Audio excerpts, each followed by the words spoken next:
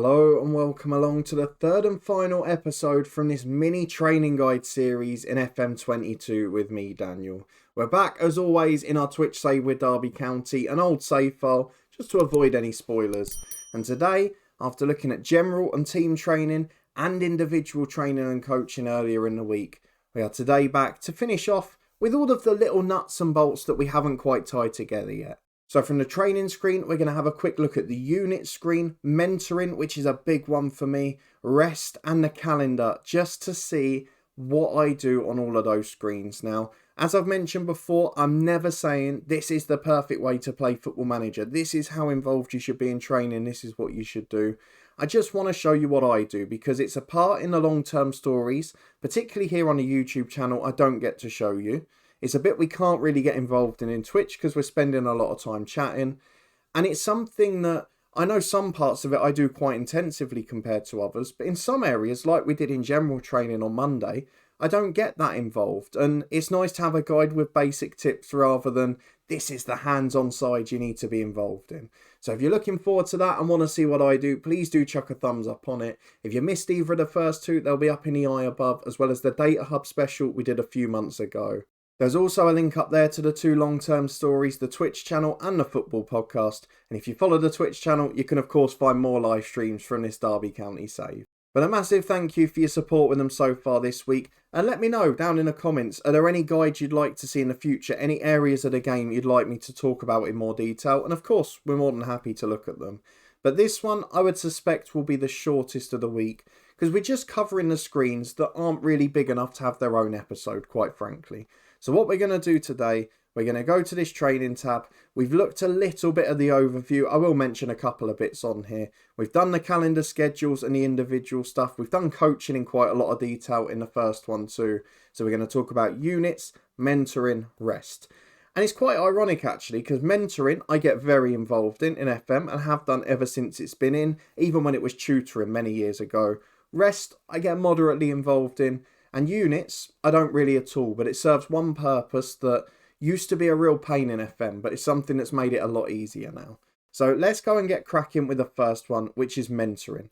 And the reason I'm going to start with that, rather than going in order, is because mentoring's really important to me. Now, the first thing I've got to say, and the reason I've picked this Derby Twitch save, is because it's a very difficult squad to utilise mentoring with. The main reason being at the start, they didn't really have many experienced players with great personalities, and those who did were pretty much sold straight away because we were in administration.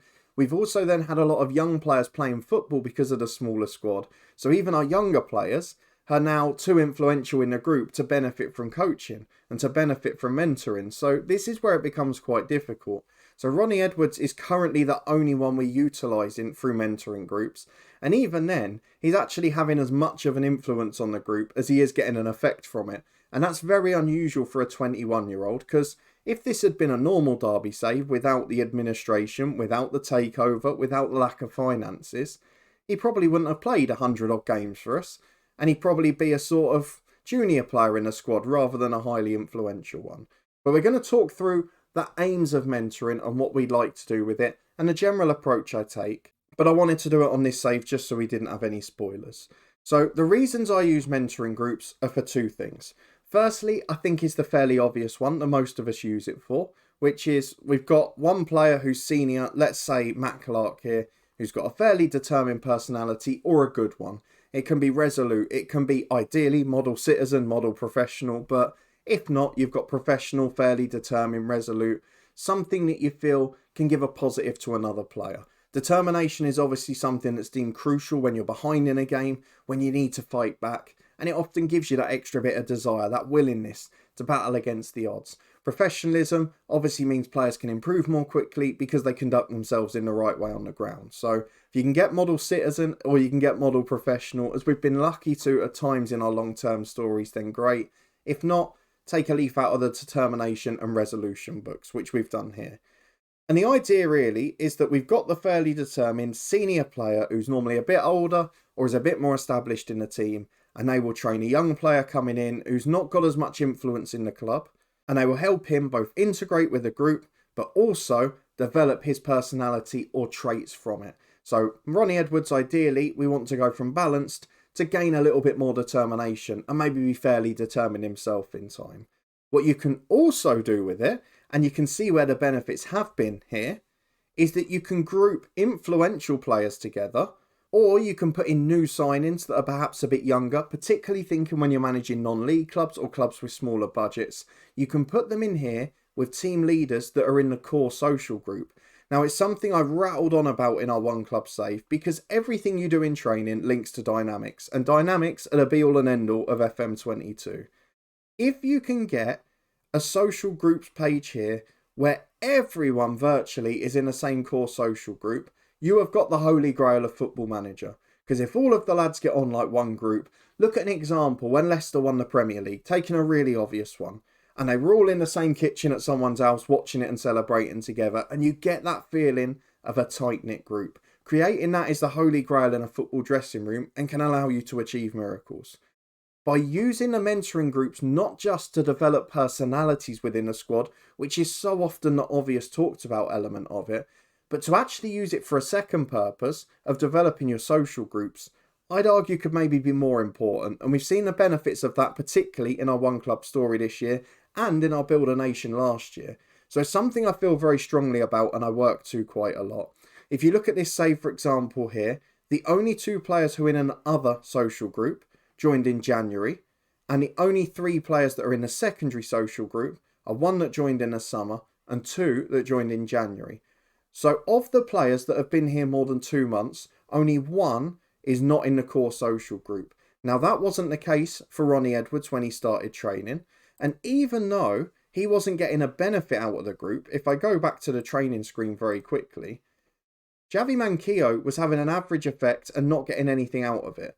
But because he was in this group with Matt Clark and with Brad Collins for a few months, he actually worked his way into the core social group and probably did it more quickly as a result. So this is my second reasoning, and probably the most important one now, for using mentoring groups. And it actually develops players in terms of relationship because they're working closely together.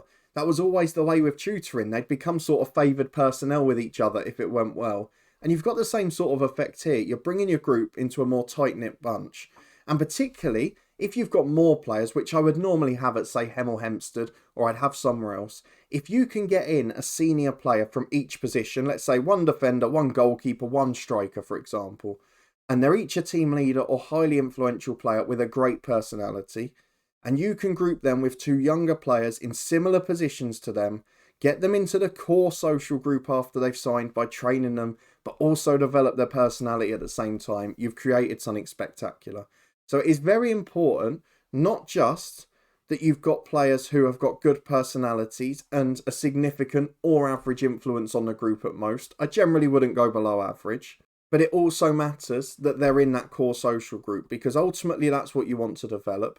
Now, don't be fooled just because it says core social group, because if you're joining a club at the start of a save, or you're coming into a club in a journeyman save, you might look at the dynamics groups. Normally you'll find at the start they're a little bit more mixed, and you've got sort of a secondary social group that's got half of these players and the core one's got half as well. But the half in the core social group might be the half that you're looking to get rid of from the club. And this secondary social group is a brilliant group of young players who you want to build your future around. In that case, you want to pick out players from this group. It's whatever group you see being your primary one moving forward.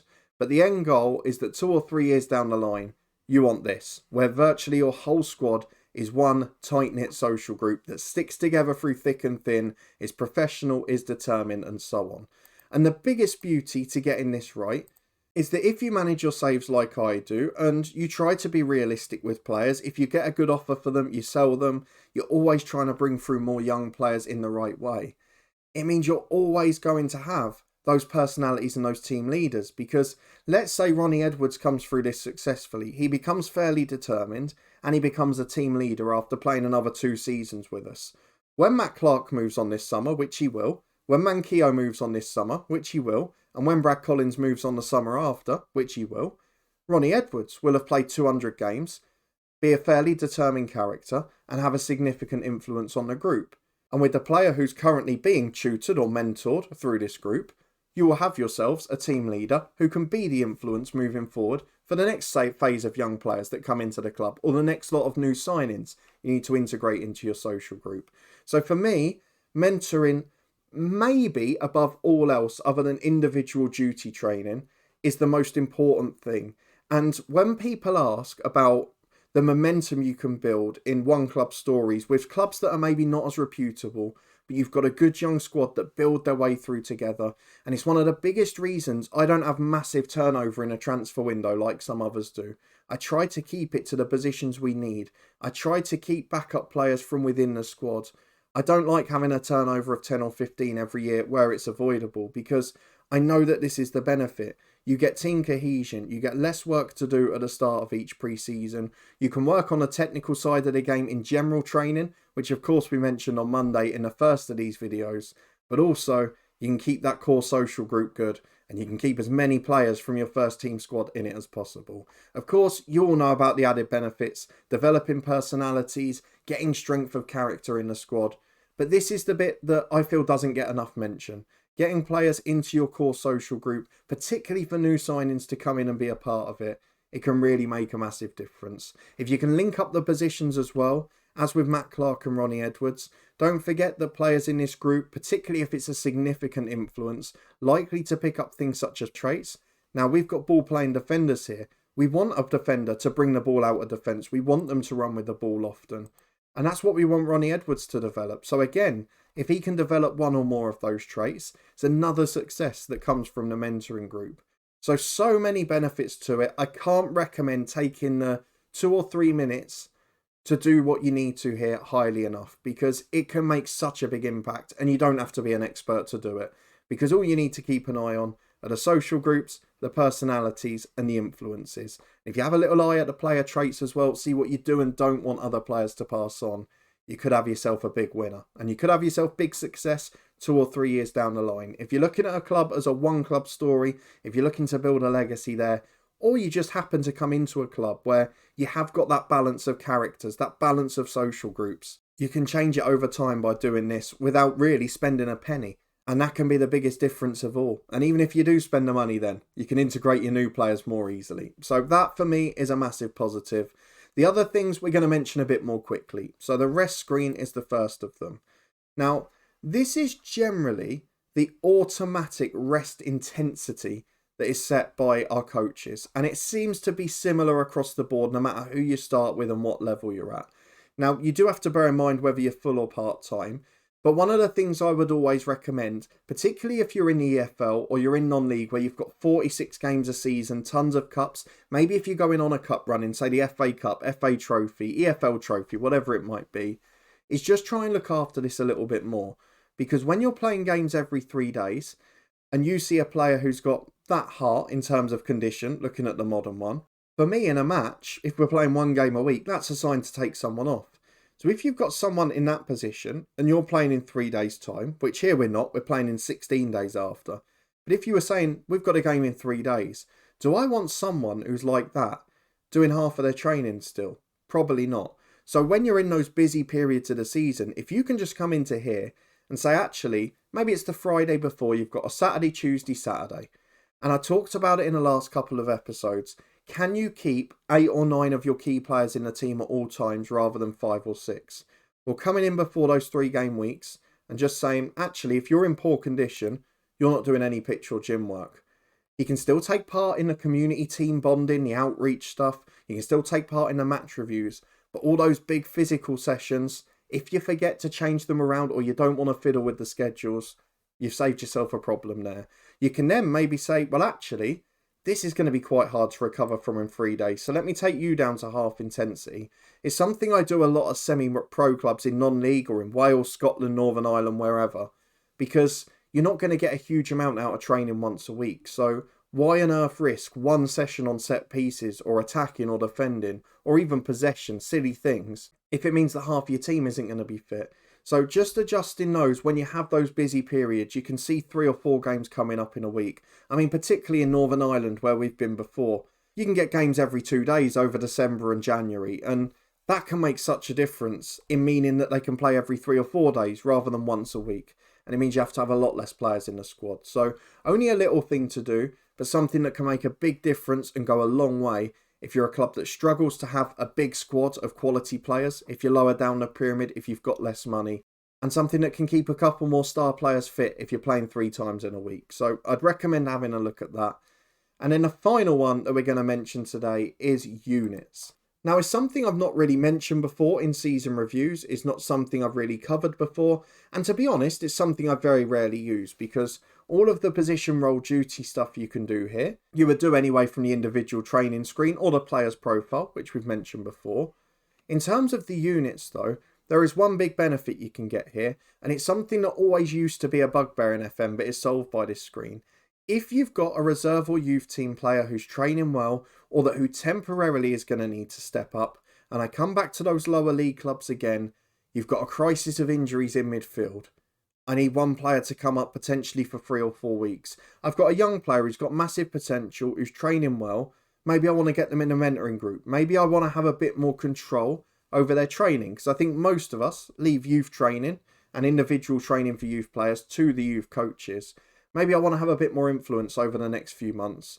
Then all you need to do is come here, promote any player you want from the under 23s or the under 18s. It will let you know which ones are appropriate for each unit, and you can obviously add them as appropriate. So it gives you as many indicators as you can. We had Scott Fraser out injured for a long time, so before we loaned him out, I promoted Daryl McFarlane this way for a couple of months, and we saw him in a couple of live streams. And it's something I do a lot in the head coach when we've got to have odd players coming up because, say, we've got to the end of a January transfer window and we haven't had a player covering in this position because a director of football's gone and not signed one again. Actually, I don't want to promote this under 23 player. I don't want to have to go through the rigmarole of clicking every 3 or 4 days whether they should be available for the under 23 squad and for how many minutes. All I want them to do is train with the first team squad, build their cohesion and be available if we need them. And that is the simplest way possible to do it. So again, something that most of you will probably know, not a massive game changer by any means, but something that can make a big difference with one tiny little action. And that's what a lot of these other screens do, the rest ones and the units, that I just don't feel get the mention that they deserve, because things like rest, people talk about fatigue for 3 games a week all the time, but that can solve probably a third of those issues. And it's something I've tried and done a number of times till I perfected it in terms of what intensity should be for which condition. And we seem to have got it as close as possible now. Particularly in the long-term stories, it seems to be working pretty nicely. So those are my tips on the remaining screens on mentoring, which I feel is crucial, rest and the units too. Let me know in the comments if you use them for anything else, the way that you work when you're using these screens, or do you not use them at all? You can be completely honest. I barely use this screen. But that's the point of having a good coaching staff, which we've reiterated the importance of throughout this week. If you did enjoy the episode and the mini-series, please do chuck a thumbs up on it. Subscribe down below for daily episodes from 2 long-term stories. As I mentioned earlier, let me know if there's any other areas of the game you'd like me to do a sort of basic guides and tips on, and the sort of things that I use in those screens. I'm more than happy to do so. You can find links to the playlist up in the eye above from FM22. There's also the football podcast and the Twitch channel for regular live streams from this Derby County save there too. But just above my head now, you'll be able to see the playlist for all of these guides, for any of the ones you've missed this week and the Data Hub one before too. But thank you very much for watching. I hope it was useful, and hopefully I'll see you again next time.